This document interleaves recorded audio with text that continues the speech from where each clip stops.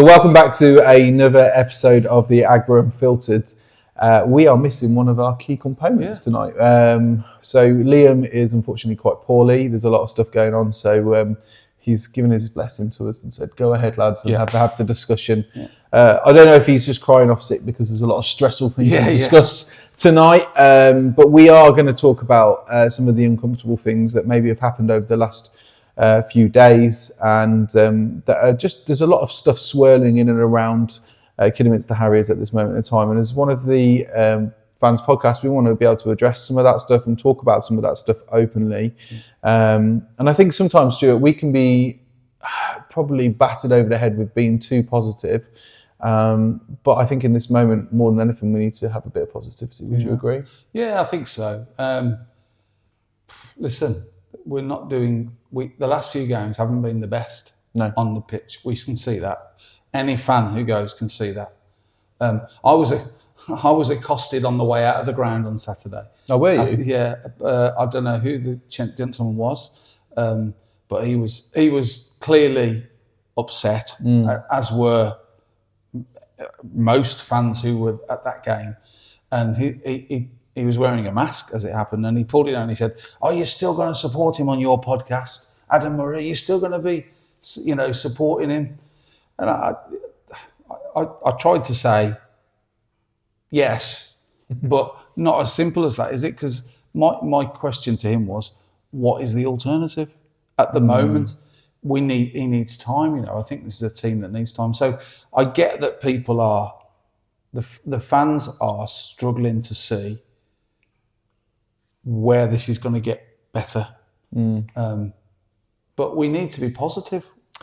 We do. So let's go straight into the deep end, because I sometimes think we go into the shallow end and end up deep. Let's just get straight into the mix here and what we're talking about. Saturday, 5-1. Nobody expected it. Nobody wanted it. Nobody was pleased with it. And I would put that even into this dressing room here. None of the players and the staff on the pitch and the staff off the pitch, the board, none of us are happy about it. Yeah. But it happened.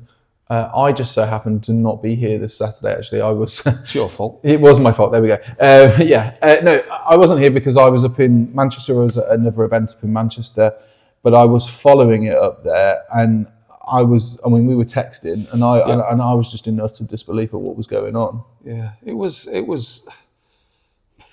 I was so the people I sit with in the East Stand, there is a lot of. There's already a deflation, if you like. People are struggling to. The way it's been going. They were already saying before the game, things have got to get better. Which, okay, fair point. But I remember saying before the game that I thought it was going to be a tough game, and they were a free scoring team. Their last few games have been goal, goal fest. So I think we were always going to be up against it. Again, we probably started okay, but very quickly found ourselves a goal down. Fairly good goal for them. But again, perhaps a defensive error. But once that had gone in, you're struggling. And we conceded some really soft goals. We scored a fairly good goal. We had one cleared off the line. Joe Folks should have scored. He'll know that. That game could have been 3-3, but it turned out to be 5-1. And I'm not saying we deserved to win it. I'm not saying we deserved a draw, but it could have been a different game if a goal had gone in. And Adam alluded to that this week in his interview, didn't he? Yeah. And I've watched the highlights, and obviously they're not pretty because there wasn't a lot of great action within the camp of what we were doing. But the goal that Willoughby scored was excellent. Yeah, I mean, it was a good goal, And it's good to see him get another goal. From free play as well. I think this is the thing. Like Adam said a few weeks ago, so here we go. I'm just going to go straight here. Obviously, everybody knows that I'm a fan of Adam, get along with Adam, and so I'm going to be for him, because if it was Adam or Phil right now and I was still here and Phil was here, I'd still be for Phil. So please don't hear that wrong. Yeah. But because Adam is the manager, I am for him. I want our manager to succeed, as I know many of you do. But what I would go just quickly, what he said a few weeks ago, I don't know if anyone remembers this. He said that once Kurt starts scoring, once these guys start scoring, it'll be like a floodgate, and they'll go for it. He has now scored. Is it 2 and 2? It is. Pretty much. He's on a roll at this moment in time, which is what we want to see. Yeah. So there is a positive there. Yeah, and it's really difficult because we're fans of this club. Yeah. As you know, so I was there on Saturday with, was it about 2,600 others? There weren't many Radcliffe fans, and last season I think we beat them twice. Yeah. Fairly easily. So the problem is people are comparing. We're a team in transition, and it's going to be difficult. There are parts on that pitch that we are not functioning properly. The management know it. The fans can see it, and I know the players can see it. Yeah. And the problem is, and I think Adam has said it, and I think he's totally right. Heads go down. Peterborough. We went to Peterborough. We scored a goal. We were on top. We scored a goal. We're all celebrating, having a bit of a dig at Phil Brown, without much happening. They kick off, go down the other end and score. Yeah. From that moment, the heads are down, there's panic, and we weren't as good. And we struggled and we lost. And then on Saturday, they got an early goal. We're struggling, we're 2-0 down suddenly, a soft goal. We came back into it 2-1. It could have, you hope we push on, we go down to 10 men. And actually we looked better when we were down to 10 men. But then you tire, they get another goal, etc., and suddenly it's 5-1. Because I was sat in a restaurant in Manchester, and I was looking at the score, and it's 3-1, and I'm thinking, surely it can't. And I turned to my dad and I said, Dad, it's probably going to end 3-1 at this point. And then 10 minutes later, I looked and it was 5-1, and I was like, what's happened in this moment to transpire to get to that moment? And I just thought, my gosh, it's going to be hard for whoever. I had no idea what was going on in the stadium at that moment in time, but I knew but the reaction was going to be really, really fiery. Yeah. And I think that some of what happened on Saturday, genuinely, I do believe this because I've watched Radcliffe managers interview. I can't think of their name, Bernard and the other guy, the joint managers. They are renowned for being horrible, in the sense of they are just horrible to play against. They're horrible human beings in the nicest of senses, and they know it and they play to that strength. And in their interview, they alluded to we were to shut the crowd down as fast as we could and shut the noise down, and we would control it. Yeah. And that's exactly, I think, what probably happened. We quiet the crowd. There was no noise. There's plenty of apathy around the place with probably the recent results that they've had. So we knew part of our plan was to try and keep the kiddie supporters as quiet as possible. There were times in that game when we came out in the second half, particularly. I turned to the guy one of the guys I sit with, and I said, "It's really quiet." It was like there was no noise. Yeah, it was like there was no noise. It could have been an empty stadium. And a lot of people I've asked since I come back and said, "What was it like on Saturday? What was the atmosphere like?" And everyone has said exactly what you said. Definitely quiet. It was like a morgue. Yeah. It was like a church. It wasn't. It just didn't feel. There was a tense. Someone said to me who it's not feisty at all. This person, and she said to me, it felt to me like there was an atmosphere building, like a tensity before the game. Like there was a swirling nature before the game. And listen, I'm not sat here, and I don't think either of us are sat here going, us, the supporters, are to blame. But I equally don't think that the players are to be. I think there's this weird disconnectivity that's going on between us and the club at the moment. Supporters. That's what we're called. We're called supporters. Our job is to support the team, and I think I totally get.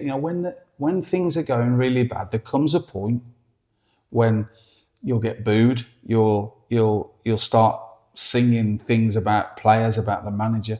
But we're in October. And actually, what we need to be doing is trying to pick the team up, right? With volume. I get how dire things have looked late, but still, a couple of wins and we're up there. I think this is the thing. Listen, no one's, and I don't even think that Adam's saying this. Like, he knows that the performances haven't been particularly great. We know that hasn't been great. We all know that.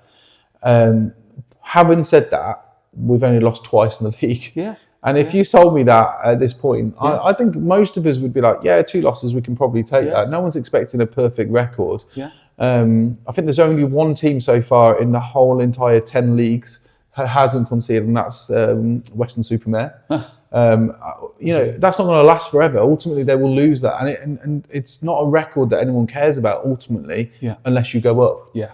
Unless you get promoted. Now, at the end of the year, if we're not promoted or we're not even in the playoffs, then we can start moaning, I think. Yeah. But if we, at the end of the year, we're in the playoffs, we get through and we win the playoffs, or we go up automatically, which, is still feasible. All of this stuff, we're not that far away from it. Yeah.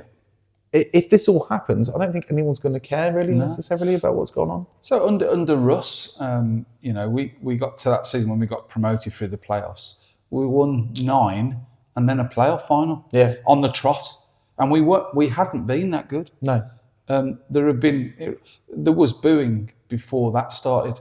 And we won 9 on the bounce and then a playoff final. That's right. And we got promoted.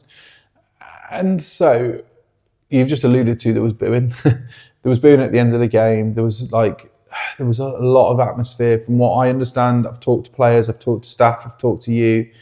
Tell me from your point of view, were you there when it happened? The Luca moment, let's call it. I didn't see it. A friend of mine who was in the North Stand did see it. And, the tension at the end of that game, there was a moment in the game, the ref, I'm not blaming the ref for the game result, I'm just saying, again, the ref made some dodgy decisions. He was giving fouls against us. I think Obi getting sent off, he had no choice, and he gave him a yellow card and then a red, so it wasn't a straight red because he'd already got a yellow. But there was other things happening. The linesman by us, I don't know what he was doing. He didn't seem to. I think they'd found him on the way to the ground. Said, "Do you want? Here's a flag." So there was booing at one point about the ref and the linesman. The linesman was getting stick. So there was a lot of tension. And at the end of the game, there was booing, and people were shouting things, Murray out and all that sort of thing. And there was stuff being targeted. Now, this lad, he's a young lad. He's very young. I think he's in his early 20s. And he made an error. He's admitted it. It's been dealt with. He deserves a chance. He deserves to be coming back and doing his job. I think the thing is, we all make mistakes. Yeah, and what we can all say in this moment is, I wouldn't do that, I wouldn't do that, I wouldn't do this. Listen, I can tell you from my experience in my life, me saying I would never do something, I can never say that. Do you remember Wayne Rooney playing for England? He said that your fans are disgrace, who do you think you are? But do you know what? He played for England again. England's all-time top goal scorer. Well, he's not anymore, is it, Harry Kane? But he was for such a long period of time. He's the most capped outfield player that England have ever had. And he's Manchester United's top goal scorer. But, listen, when we do wrong, yes, we have to accept the punishment that comes with the thing that we do wrong. But it's not the end of our story, nor should it be, I don't think. And I think, before anybody says to me, am I comfortable with people disrespecting our club and disrespecting our fans? No, I'm not. But I think equally, if someone accepts that they've done wrong, they've asked for forgiveness, they said sorry, they're going through the due diligence, then you know what? If he comes back, then we need to accept him back. I think if he was 40 years old, 50 years old, and did it, I think he would be struggling to find a way back for him. He's early 20s maximum. I don't know how old he is. He deserves that chance. He's got to learn. It's a learning. He really does. And I think, I think about this as a Liverpool fan, and I know that I've got lots of friends who are Harriers fans, but also Man United fans. And you will have gone through this with Cantona.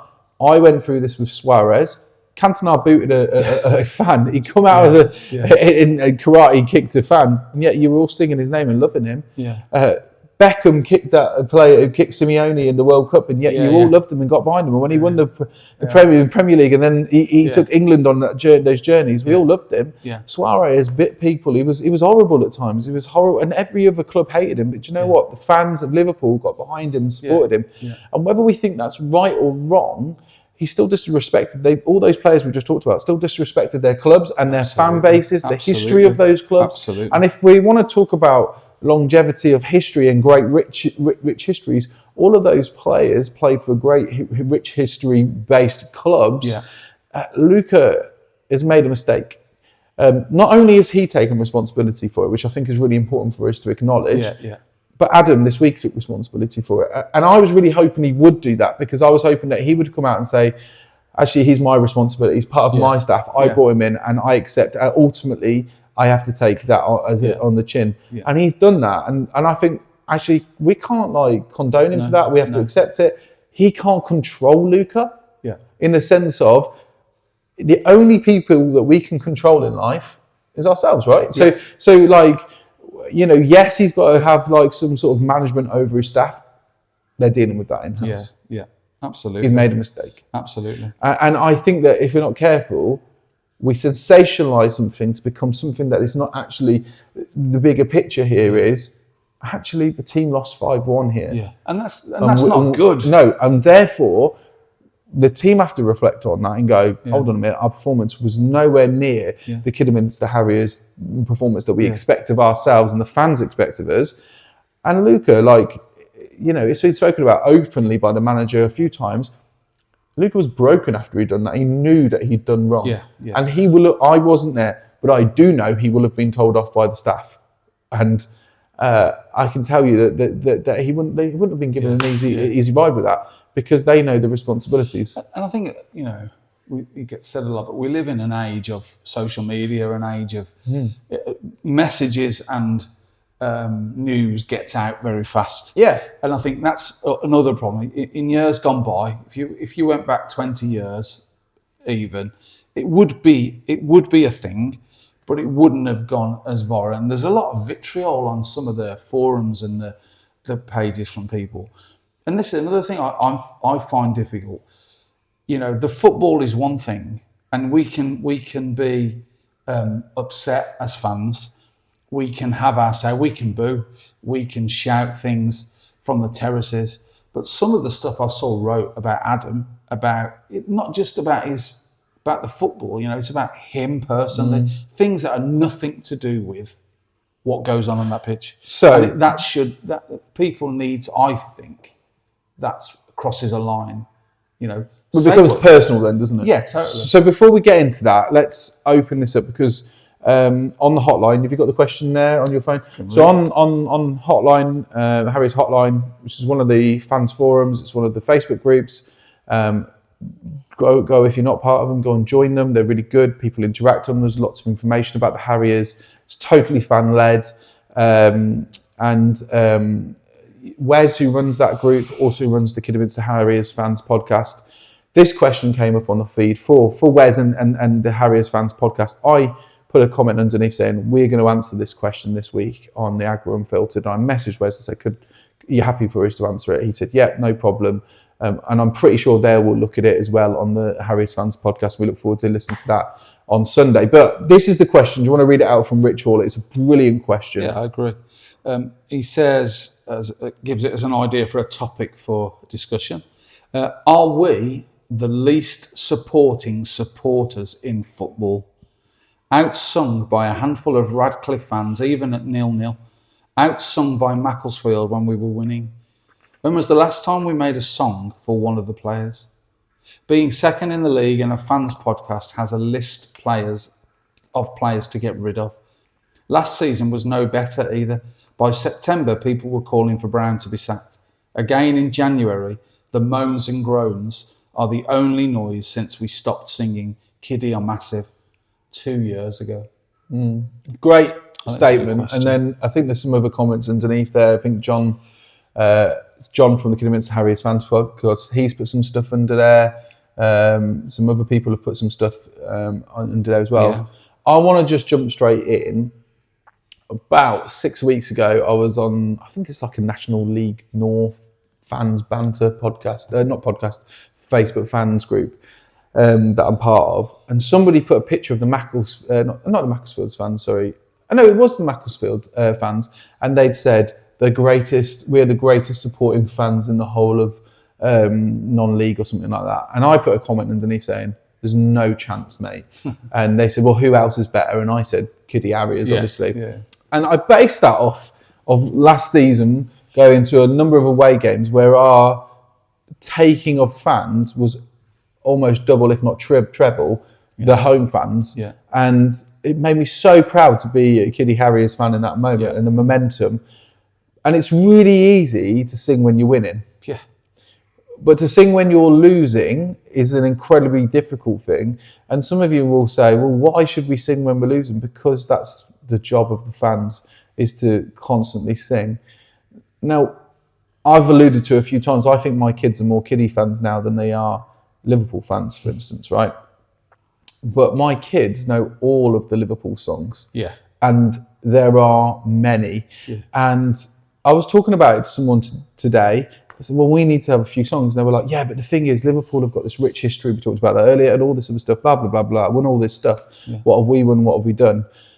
Well, I'll tell you what, we have got a history of 130, what did I say the other week? 136 years old or something like that? 139 years old or something like that, right? So we are a very old club, one of the oldest clubs.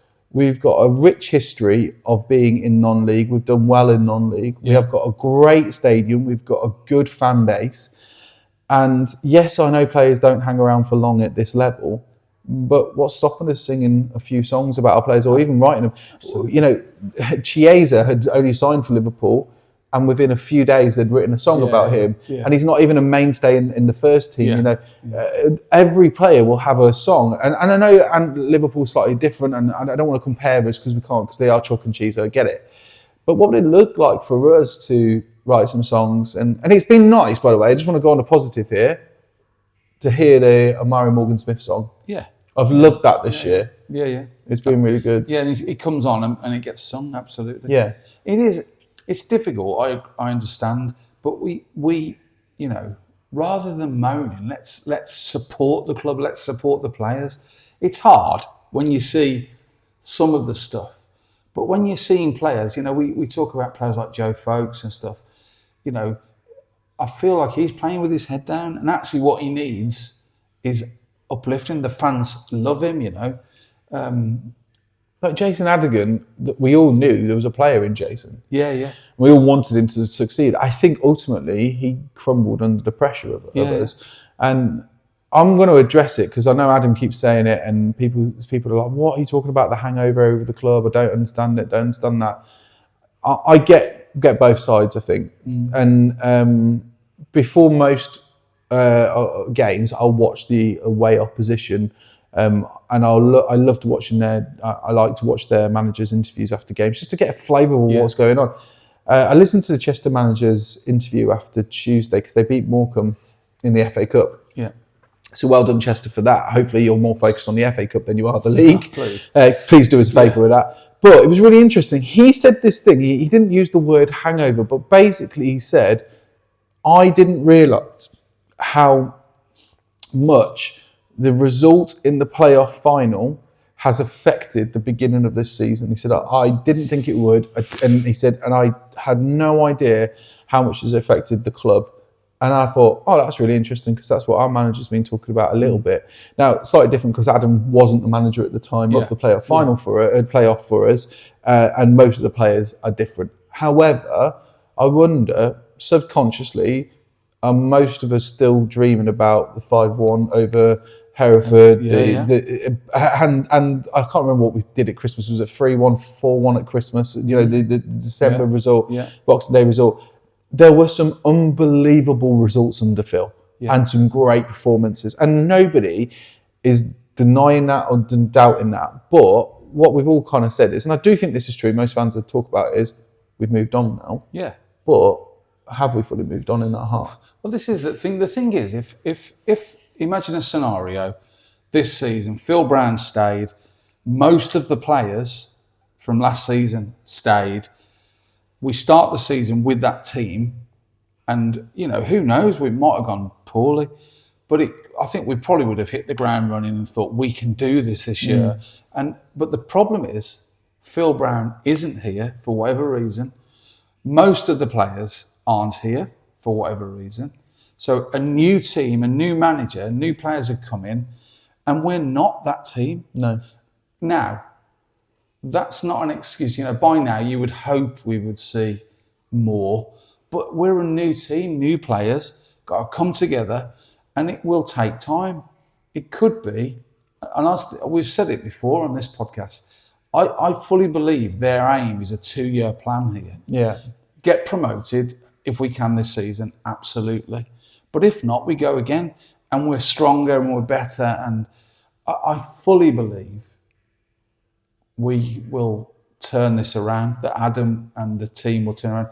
Stuart Watkins has now come in as assistant manager. I think that will be good because it'll give another perspective and an experienced head, thoughts, a sounding board for each other.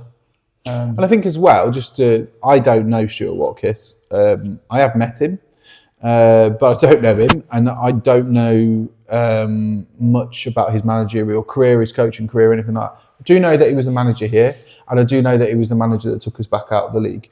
Now, if you just said that to somebody off the street cold, you go, well, why the heck have you brought someone in who's clearly a failure here? But if you then start talking about the circumstances around why they fell out of the league, what happened at that time, the club was going through a sale. It was quite a difficult sale. It was a bit of an internal wrangle between the board and the owner. I think there was like financial constraints. There was promises that were made that were then removed. Staff were removed from the club. Darren being one of them, we had him last week on. That was all in that period. There was so much change from upwards to down trajectory, and unfortunately he was the man who was the man in charge at that point. And he's alluded to, even if you watch his little interview that he did the other day with Matty, he did an interview and he said it was the hardest 12-18 months of my footballing career, my management career, and I haven't really been back since, but it's nice to be back. I think we've got to give this guy a chance. Absolutely. They were successful at Eastbourne. Yeah. And I know people keep calling us the Eastbourne Harriers. Listen, I don't care at the end of the season if we're in that playoff or we're promoted, and you can call us the Eastbourne Harriers. I wouldn't care less, to be honest with you. Because I think the other thing is understanding our budget. I've been at a couple of events, been at the Curry Murray, I've been to the chairman's lunch, and each time publicly he's talked about we're having a top 5 or 7 budget. Yeah. Therefore, we're not actually aiming for championship budget here, but having a championship mentality is a different thing. I think. And we've got an owner who's putting his money in. Yep. There's a team there. It's not just him and the manager. There's a team around, Dean Holdsworth, etc. There's people running the club behind it, the foundation, the academy, all of that stuff. Yeah. There's a solid base. At the moment we have the opportunity to build. Yes. And that's where the club is. That's what they want. And yes, the team at the moment isn't providing everything as we'd like it, but we've got to stick with it. Ultimately, if things carry on the pitch not being good, the manager carries the can. That's football. Yeah. He's responsible. Now, he will know that. Of course he does. But at this moment, we need to get behind the team. And I think And the club. Yeah, and I would really urge every fan to come to the next game, come to that next game, and not with an agenda to see us lose or a hope to, because it's I think that's a bit of a British attitude, actually. Yeah. We like to see people you're done over a bit. And then you might laugh at me a bit, but I think we all have that within us. We kind of it's not just me that's struggling. You struggle as well down up there as well. Yeah. Yeah. And rather than coming with that attitude, I would really encourage us, as I know the majority of our viewers and people who engage with us are real Harriers fans, come passionate to see the team lifted. Don't make it about Adam. Because he doesn't care, literally, in the sense of I do speak to him most weeks, and he honestly, like, he'll just keep going. He said in his interview, so I'm not saying anything I don't think that I should say, and you know, we have private conversations, whatever, but in his interview, he said, I like a bit of fire. I can walk around in that. I can do all this, blah, blah, blah. So it's not bothering him to a degree. So if you're thinking that, if you're watching this thinking, I'm going to get him out, you're not. Because he's just been brought in an assistant manager. So the club is backing him. Yeah. Okay. I think that ignore Adam, get behind the boys. And imagine a scenario at the next home game. So we're away so it's next Saturday, isn't it? Yeah. So we're away this week at Chester. We're away at Merthyr. Then we're at home to Spennymoor, I think it is. Yes. I think so. Imagine a scenario where instead of less fans than there were last time, there were double, or you know, another 500 or 1,000. Actually, that would lift the place, and it's worth people thinking about that. Well, speaking to somebody who I know is a Chester fan and lives up that way, went to the Chester game the other day and literally said to me, I said, "Oh, what's it like?" Because they said, "Are you coming up on Saturday?" Unfortunately, I'm not going on Saturday, so I can stand here and say, "Come to games and stuff." I'm not going on Saturday because all three of my kids have got parties, and so I've got to deal with that along with my wife. That's part of being a dad. We're going to Merthyr. But we are going to Merthyr. I booked my ticket for that. I'm 100% going to that, and I was convinced there's a curry house in the stadium. I've told everybody there is. Let me just on here apologise. We'll play the clip. There's a curry house. There it is. There isn't a curry house in the stadium. But according to Google Maps, and I will show it on here, it says that there is a curry house inside the stadium. But there isn't. But we will find something and we will eat over there as well. So I'm looking forward to Merthyr. Anyway, going back to Chester, I was chatting to a friend who is a Chester fan, goes and said, I said, what can we expect when we come up? Now, they said that they do not stop singing from minute 1 to the end, and they're really loud, and it's just always buoyant behind the team. Even when they're struggling, they're going for it. I think that we do sing here at the Agra, but we leave it to the North Stand. Yeah. And yes. And there's an issue with that, because I think, well, hold on a minute. We've got 4 other stands. All right, granted, we don't use one of them, but we've got 3 other stands, and they're generally quite full of people. Yeah, yeah. There is the odd thing said in the East or the EBC, and I can speak on both parts because I sit in both the East and the EBC at times, but I don't know why we don't sing more in the East and we don't sing more in the EBC. Why do we expect the North to start things, and why don't we join in quick enough when they do start? Yeah, absolutely. Because I think that there are things that we're missing as a you know, at the start of the season. I remember walking up over the railway bridge, over the Severn Valley, the railway bridge, and I was probably about 5 minutes late, and I could hear bang, bang, bang, bang, bang, and people getting excited. Yeah. That's what we want to hear. And it makes you feel like you want to be in there. Oh, totally.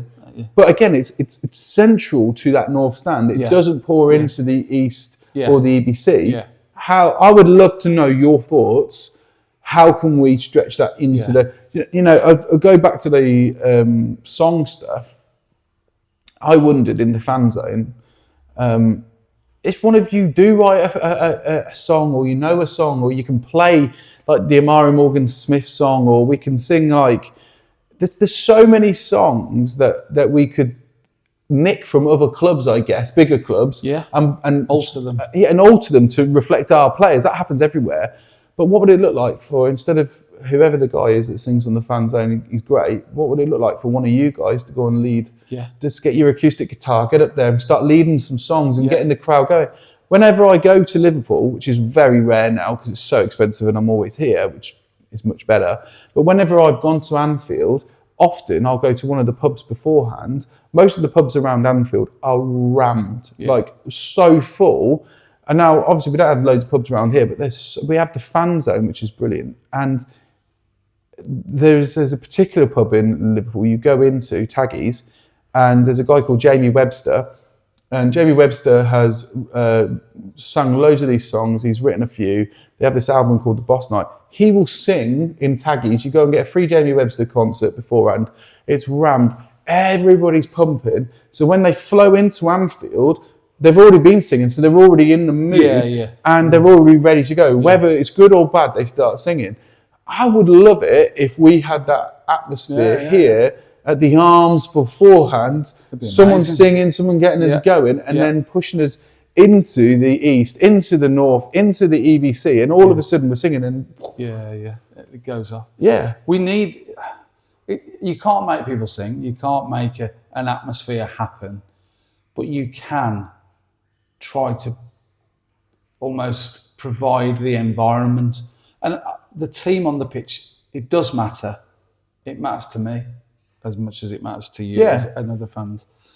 But sometimes you can take action and think, we're going to sing whatever. We're going to be louder. We're going to be lifting the team. Yeah. It's the controllables, isn't it? Yeah, totally. You and me, we can't, ultimately, any of us control the team. Yeah. It's not our job to do that. We can get angry, we can say, we'll do this, that, and the other, but we can't do it. What we can do, though, is control the atmosphere. Totally, 100%. And I think that's our responsibility, first and foremost, is to control that atmosphere.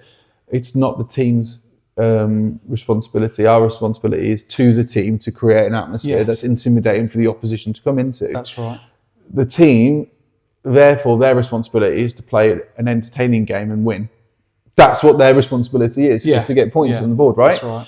Our responsibility as supporters is to create the environment to support the team towards that. That's right. And I think that what's sad is we were doing that so well at the beginning of the season. Yeah. It just feels like we've kind of meandered and then fallen off a cliff flat. with it. Yeah. But, we've had the... Perhaps there's a bit of shock, a bit of... Yeah, maybe. I don't know, a hangover, maybe. Maybe it's a bit of a wake-up call of, well, actually, this is the reality of a new team. The new situation. Now, it doesn't help that when your defence is knackered. Yeah.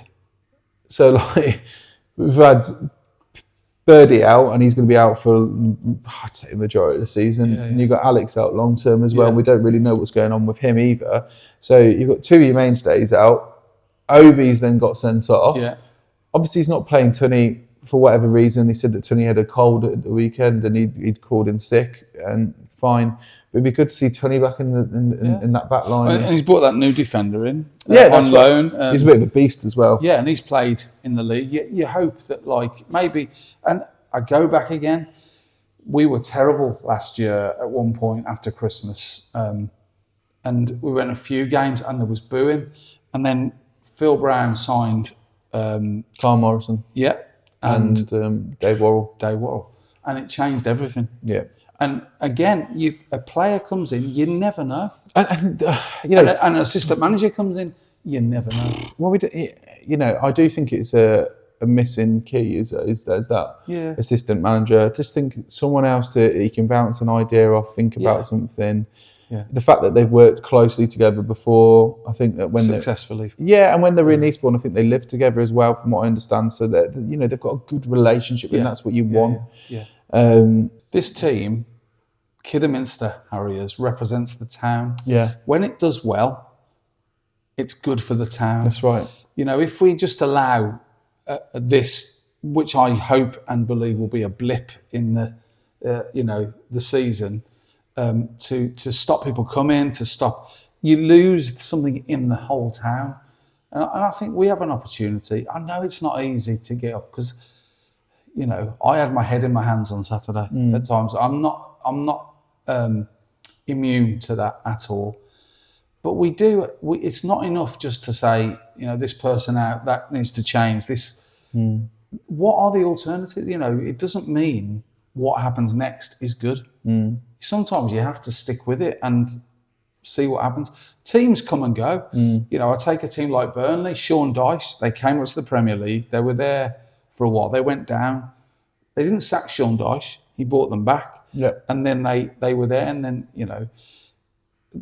and historically, managers have been like, they've taken teams down. Tony Mowbray used to go up and down with. He was a boing manager, wasn't he? So I think what I would. I'm not saying we're going to go down. By the way. I don't think we'll go anywhere near down. I think that the reality is that we're closer to our goal than we realise. And I think that once we realise what our goal is, then we can go, yeah, okay, we're not doing too bad here. Yeah. And ultimately, you can't measure a season on 11 games. You can measure a season on the end of the season. Yeah. And so, you know, are we the least supporting supporters? I'm not so sure. I think that actually it's a kiddie thing that sometimes we can get a little bit downhearted with ourselves and quickly just feel a bit flat. Yeah. But I really want to just encourage you, like, again, like, we have got a phenomenal team. Yeah. We've got a great club. We've got a good owner. We're in a great position off the field. On the field, we're still working at it. And I don't think that we're far away from where we need to be. I don't think anyone's deluded enough to say that we are a championship winning team at this moment in time. But I do think, listen, we went away to Kings Lynn and no one thought we would get a result. We got the result that we needed. Yeah, it was a good game to watch. Peterborough was an anomaly, if you want. You know, I think that game equally could have been a win or a draw. It should have been a draw in my eyes. You know, at the end of the day, Toby's goal was not offside in my opinion, and that you know, I will hold on to that. I don't believe that I was in line with that. I don't think he was offside, and I also believe that we were unlucky. You know, there was a goal line clearance in the last second. Like, it was unbelievable, and so. You know, sometimes we don't get that look of the draw, and that's life, that's football. Yeah. But I do think that as well, that it'll come. Phil desperately wanted to win that game. Yeah. I don't think he'll care if he doesn't win another game in the rest of the season. I generally don't, because someone, you know, Hartlepool sacked Simon Grayson the other day, so off Neil McDonald goes with Simon. I met a guy on holiday this year who was a Hartlepool fan, and because he saw my kiddie top, chatting about Reece going up there.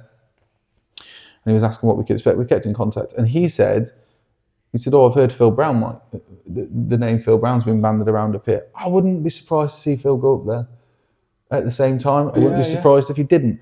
But I generally think sometimes, did he just come back to say, I've done it? Yeah, maybe. Prove a point. He wanted to prove a point, he's done it. And that's fair enough. He's got his victory. Yeah. Our victory was never meant to be about Phil Brown, was it? No. And I think we got sucked into that one a bit. I did. Yeah, me too. I know when we scored our goal, I was giving it large to Phil Brown, as we all were, as they went down the other end of the pitch and scored, you know, and then it went quiet. Yeah. And you started to realise, you know, maybe we shouldn't be doing that. We should focus on our team. Yeah, that's right. And you know, listen, life isn't as rosy as it was towards the end of last season, but actually it's more rosy than it was this time last season.